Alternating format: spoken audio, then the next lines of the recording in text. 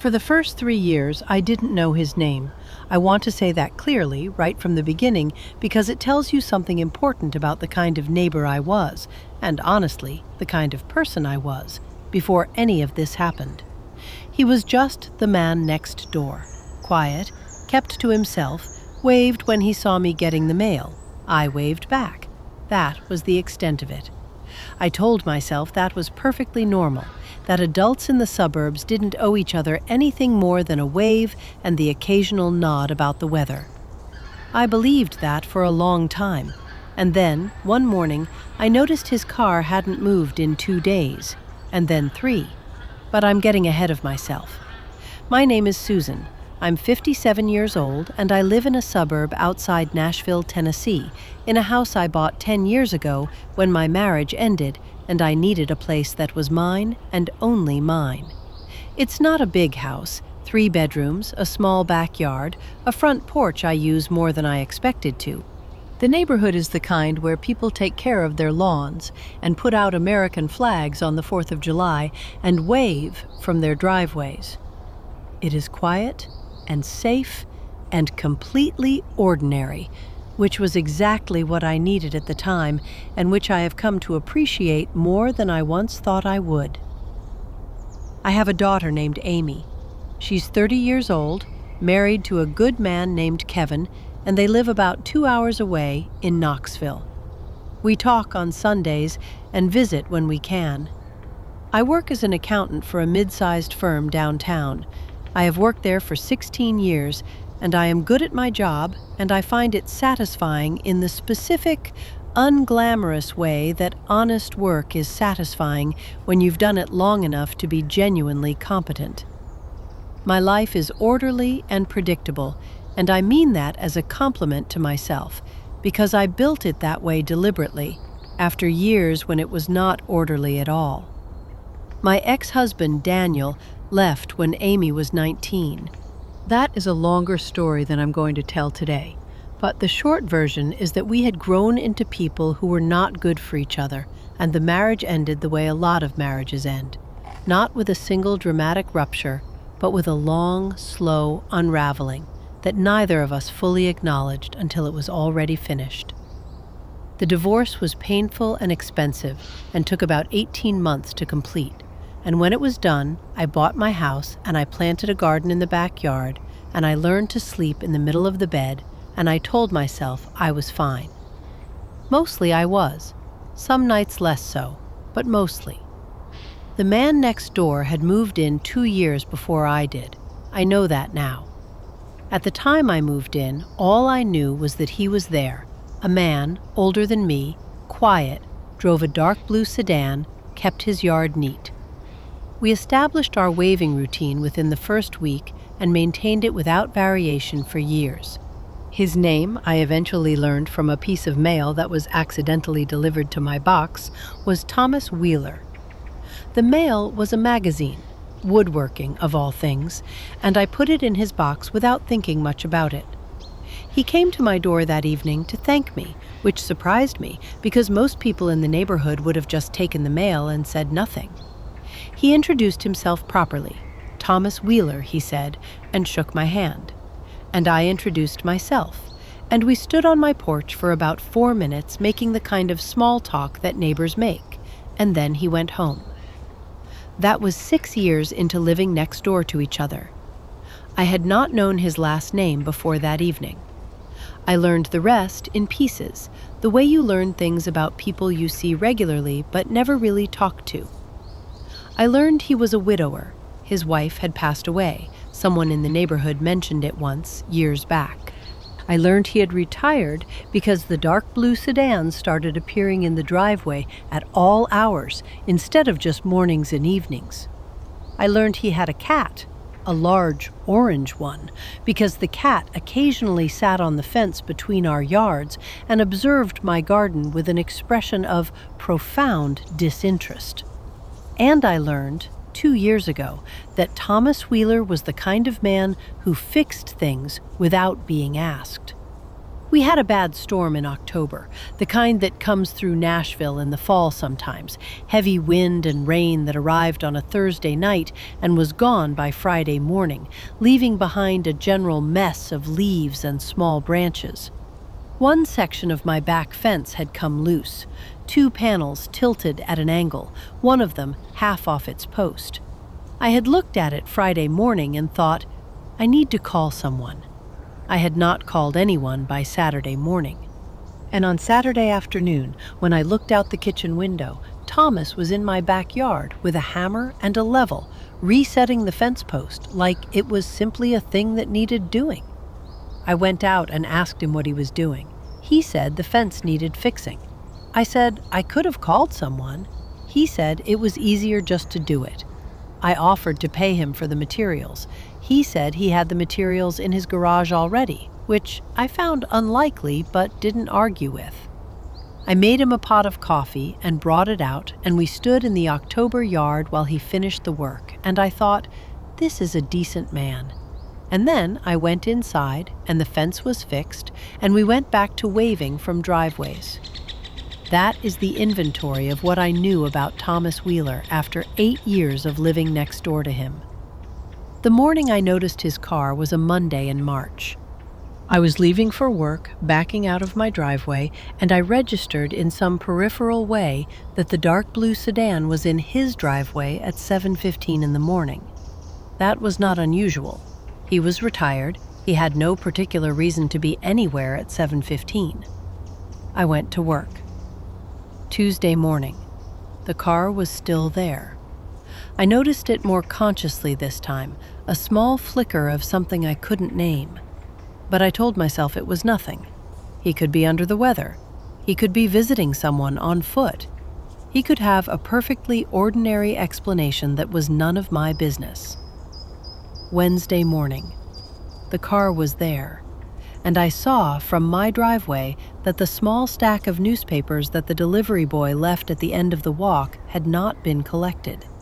3 papers sitting there in their plastic sleeves, accumulating. I went to work. I sat at my desk and thought about the newspapers. I thought about how I was probably being silly. I thought about how people valued their privacy, and I valued mine, and the arrangement we had worked out over 8 years, the waving, the basic courtesy, the respectful distance, was an arrangement that suited us both. I thought about all of that very carefully for most of the morning. And then I drove home at lunch. I rang his doorbell and waited. Nothing. I knocked. Nothing. I stood on his porch and listened and heard, very faintly, the sound of the television from somewhere inside. I rang the bell again. I knocked again. Nothing. I called 911 from his front porch. The paramedics arrived in about 8 minutes. They got in through a back window that wasn't fully latched. I stood at the end of the driveway and waited, and after what felt like a very long time, but was probably 15 minutes, one of the paramedics came out and told me that my neighbor had had a stroke. Mild, he said, which was a word that seemed absurd to me when applied to a stroke, but I understood what he meant. Thomas was stable. He was conscious. They were taking him to Vanderbilt. The paramedic asked if I was family. I said I was his neighbor. He nodded like that explained something and went back inside. I rode to the hospital behind the ambulance without fully deciding to. I just got in my car and followed. In the waiting room, a woman at the desk asked me my relationship to the patient, and I said I was his neighbor, and she looked at me with a particular expression, not unkind, just careful, and said that only family could receive information. I said I understood. I sat down. About 20 minutes later, a different woman came out and asked if I was Susan. I said yes. She said Thomas had given them my name. She said he was asking if someone could look after his cat. I said of course. She handed me a key. I drove back to the neighborhood and let myself into Thomas's house for the first time. It was tidy in the way that the houses of people who live alone are tidy. Not immaculate, but organized. everything in a place that made sense to one person's particular logic. There were books on the shelves in the living room, more than I expected, and framed photographs on the mantel that I didn't let myself look at too closely because it felt like an intrusion. The cat found me in the hallway. He was large and orange, and he walked up to me, stopped at a distance of about 4 feet, and sat down and looked at me with the expression of someone who has serious reservations about a situation, but is choosing to reserve judgment temporarily. I found his food in the cabinet next to the refrigerator. I fed him. He ate with great focus and dignity, and then walked to the living room and settled on the couch, and looked at me as if to say, "You may go now." I went home and called Amy. She asked if I was all right. I said I was fine, it was just a lot of unexpected activity for a Wednesday. She asked who Thomas was exactly, and I started to explain and then realized, in the middle of the explanation, how little I actually had to say. "My neighbor," I told her. "He's lived next door for 8 years. He's a widower, retired engineer. He fixed my fence once." I felt the inadequacy of that description even as I was giving it. Amy was quiet for a second, and then she said, "Mom, he gave them your name." I said I knew. She didn't say anything else about it.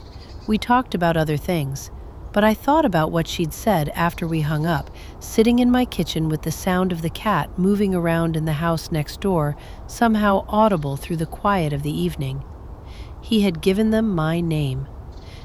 Out of everyone in his life, and I had no idea at that point how small that circle was, he had given them the name of the woman next door who had fixed a magazine delivery and watched him repair a fence. I was, apparently, the person he thought of. That fact settled into me slowly, like water into dry ground, and I wasn't entirely sure what to do with it. The cat stayed with me for 3 weeks. His name, I discovered from the tag on his collar, was Murray.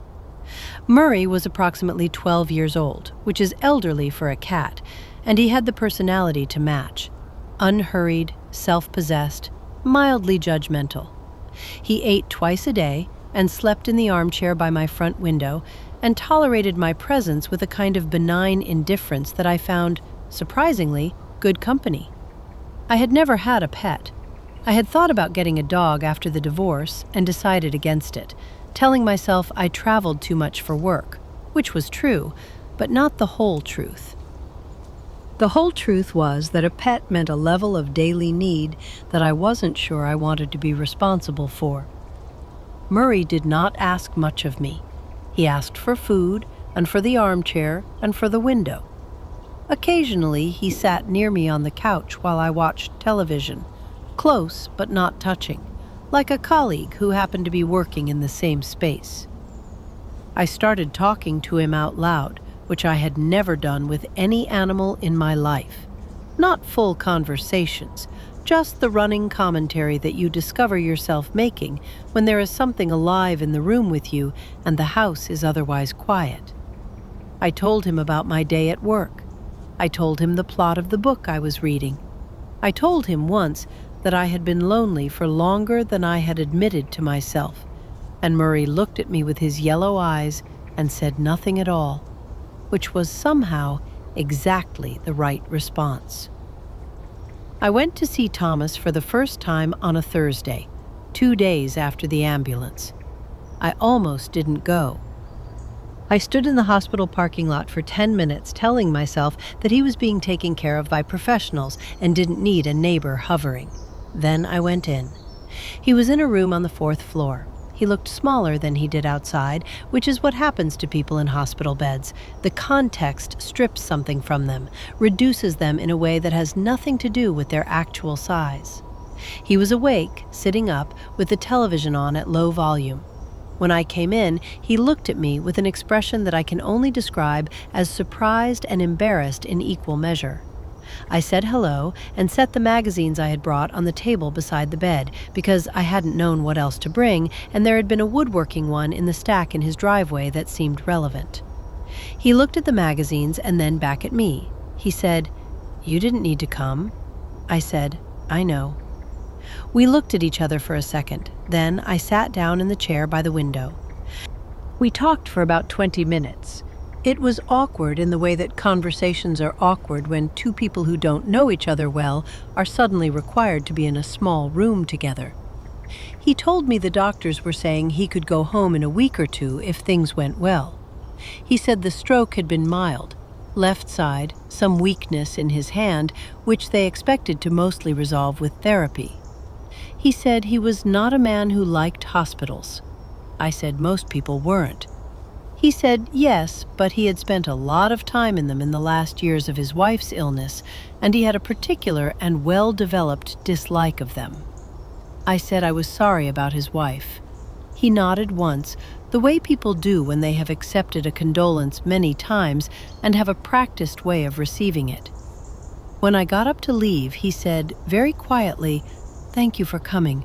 I didn't expect it." The way he said it, not as a formal courtesy, but as a genuine statement of fact, stayed with me all the way home. He hadn't expected it. Of course he hadn't.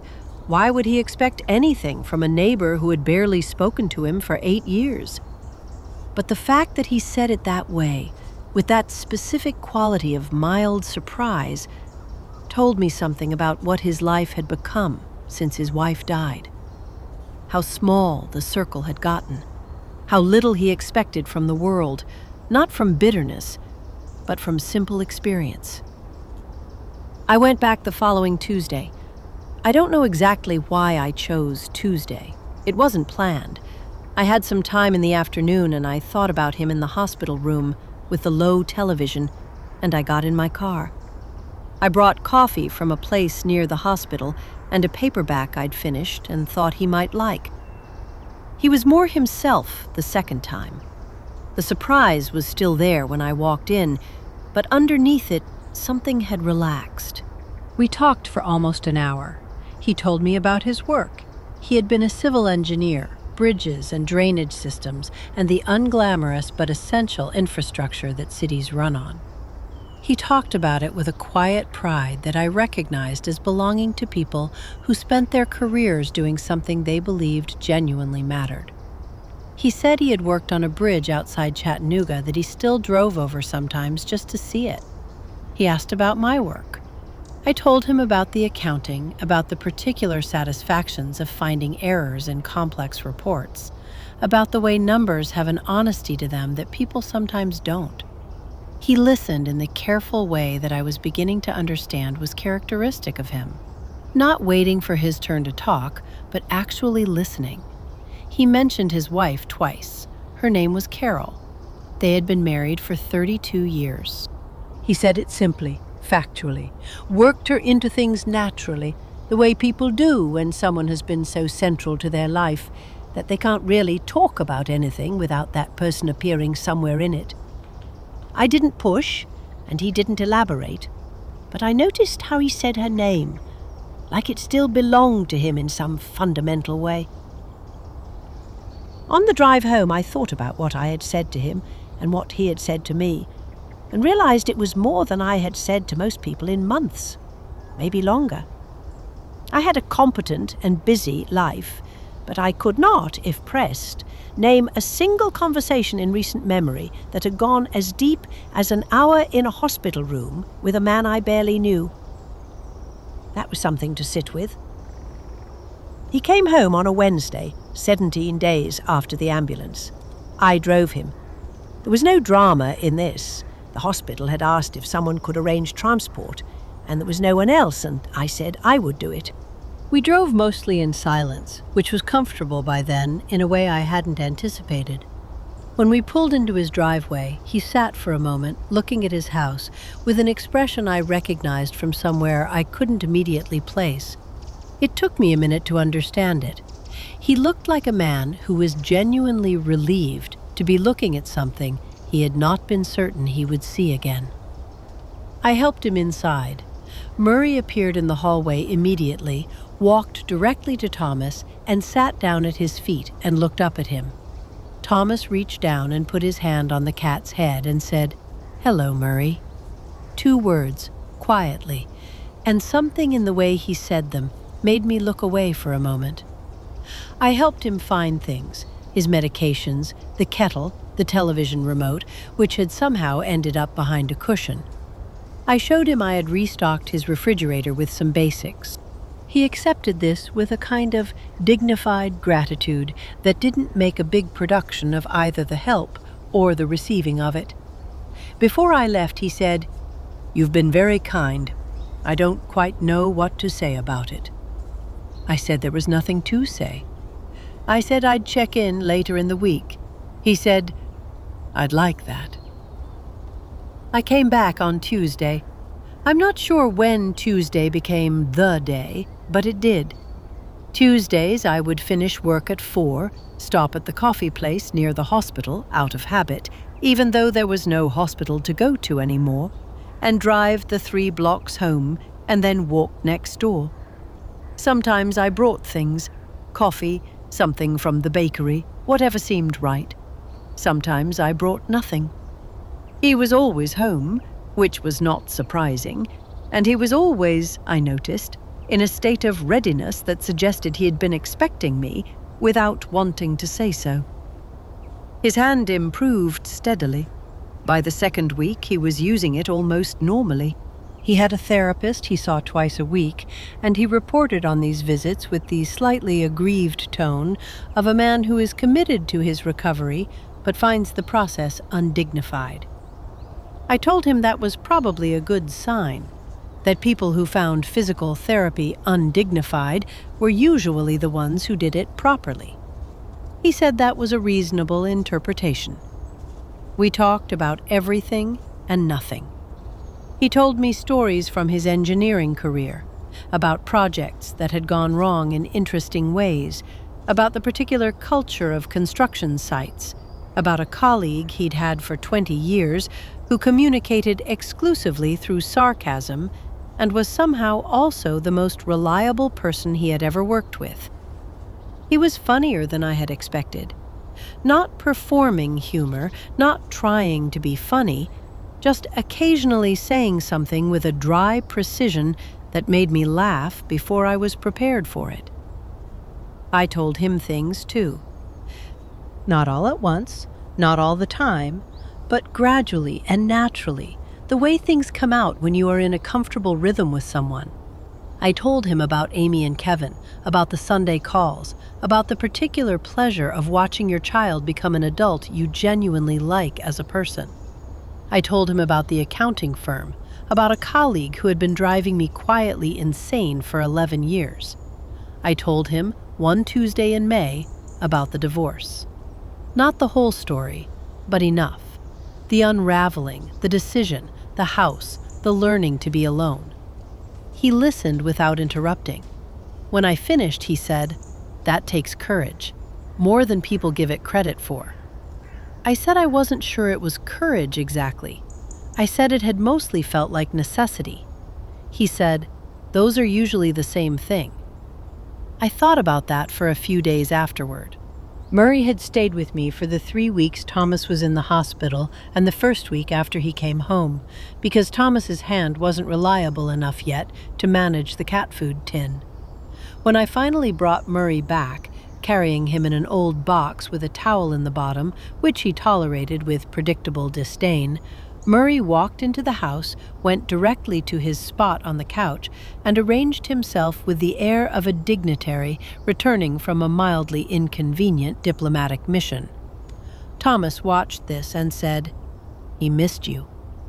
I said I doubted that very much. Thomas said, "He didn't eat properly the first 2 days I was home. He only settled down after you started coming on Tuesdays." He paused. I noticed things like that. I wasn't sure what to say to that, so I said nothing. But I thought about it later, in my own kitchen, and found that I was smiling at nothing in particular. Amy came to visit in June. She was there for a long weekend, and on the Saturday afternoon she and I were sitting on my porch with glasses of iced tea when Thomas came out of his house to water the flower bed along his front walk. He waved, I waved, he went back inside. Amy said, "That's him?" I said, "Yes." She was quiet for a moment, watching the space where he had been. Then she said, "He seems nice." I said he was. She said, casually but not casually, "You've mentioned him 4 times since I got here." I said I didn't think I'd mentioned him 4 times. She said, "Thursday evening when we were making dinner, Friday morning over coffee, last night when we were watching the movie, and just now." I said that was because he was my neighbor and he was relevant to things that came up in conversation. Amy looked at me with the expression she has worn since she was about 16, the one that says she knows exactly what is happening and has the patience to wait for me to catch up. I said, "Don't." She smiled and took a sip of her tea and let it go. But she smiled for quite a while. The evening I think about most happened in October, 8 months after the ambulance, 7 months after the first hospital visit, probably the 20th or 25th Tuesday by then. I had brought takeout from a Thai place we had discovered we both liked, and after we ate, we sat on his back porch, because the evening was that particular kind of October perfect, cool but not cold, the sky going orange and then pink over the rooftops, the trees at the far end of the yard already red and gold. Murray was between us on the porch bench, a long orange presence taking up more than his share of the space and utterly unconcerned about it. We had been quiet for a little while, in the easy way that we had developed, where silence between us did not require filling. And then Thomas said, without any particular preamble, "I didn't think I would have this." I said, "Have what?" He made a small gesture that seemed to mean the porch, the evening, the takeout containers on the table, the company. "Someone who comes," he said. "After Carol died, I just thought that chapter was done." I'm not saying this to be dramatic. I just got used to the idea that the part of my life where someone cared whether I was all right, that part was over. He paused. I got used to it so well that I stopped noticing it was gone. He said it the way he said most things, plainly, without self-pity, as a simple fact he was reporting. I looked at the yard. A leaf dropped from the big maple at the back. Murray shifted slightly and then settled again. I thought about what to say and couldn't find anything that didn't sound like too much or too little. So I didn't say anything. I just stayed where I was, on the bench, in the October evening, and after a moment Thomas went back to looking at the yard too, and that was, somehow, exactly enough. I have thought a lot in the months since then about what Thomas and I are to each other.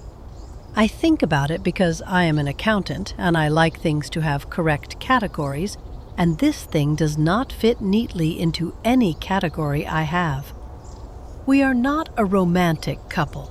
I want to be clear about that, not because there is anything wrong with that, but because it is simply not the truth of what we are. We are not just neighbors, obviously. We are not quite friends in the ordinary sense of the word, though we are something that contains friendship. What we are, I think, is this.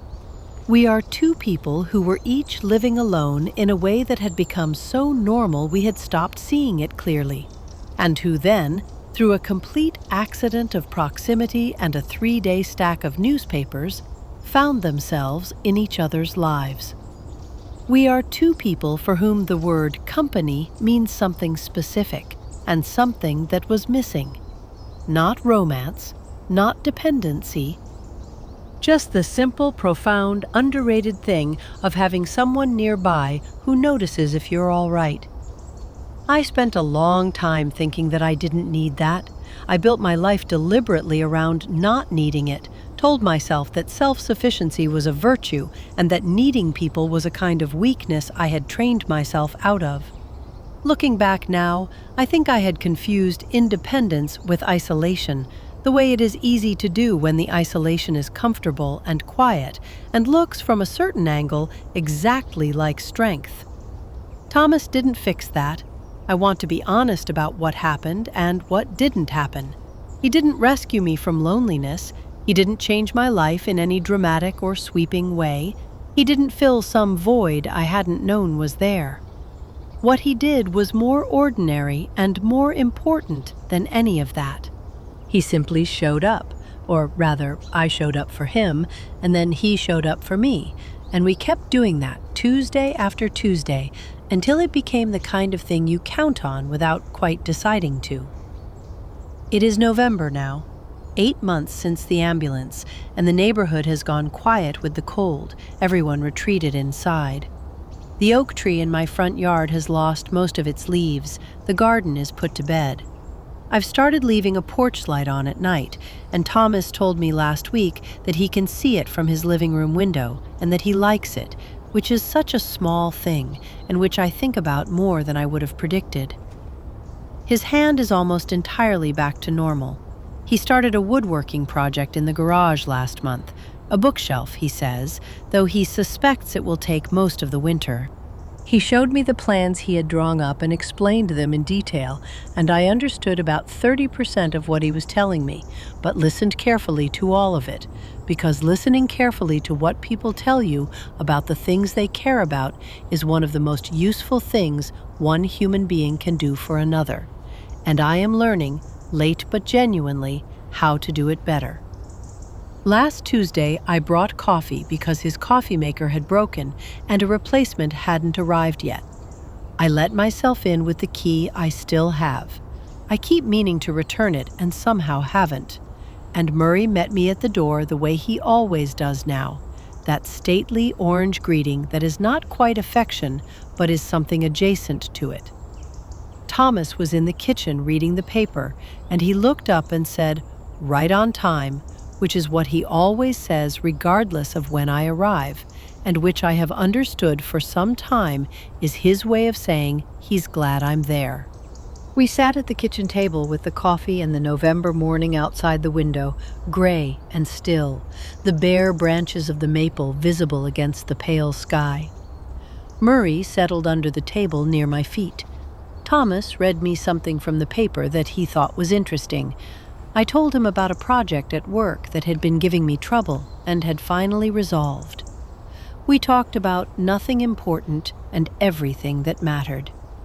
I thought, sitting there, about 8 years of waving from driveways, about all the mornings I had backed out of my driveway and glanced at the dark blue sedan and registered nothing more than its presence, about the man who had lived 200 feet from my front door for 8 years while I went about my life without a single real thought about what his was like. I thought about the stack of newspapers, 3 plastic-wrapped papers on a concrete walk, piling up in the March cold, and the woman who almost told herself it was none of her business, who almost got in her car and went to work and let another day go by. I am grateful, more than I can say, that I didn't. There is something I have come to understand about the way we live now, those of us in our 50s, in our suburbs, in our orderly and independent lives. We have gotten very good at not needing anyone. We have built the structures and the routines and the self-sufficiency that tell us and everyone around us that we are fine, we are managing, we are not a burden. And most of the time that is true. Most of the time we are fine. But fine is not the same as whole, and managing is not the same as living. What I know now that I did not know before Thomas is that the people who might matter to us are sometimes already there. Not in some destined or miraculous way, just there, on the other side of a fence, or across a driveway, or sitting on a bus, or standing in a line. Already there, already living their quiet parallel lives, already hoping, in whatever way they have learned to hope, for someone to notice that they're there. Sometimes it just takes something to make you knock on the door. And sometimes the most important thing you will ever do with a Tuesday afternoon is get in your car with a cup of coffee and go.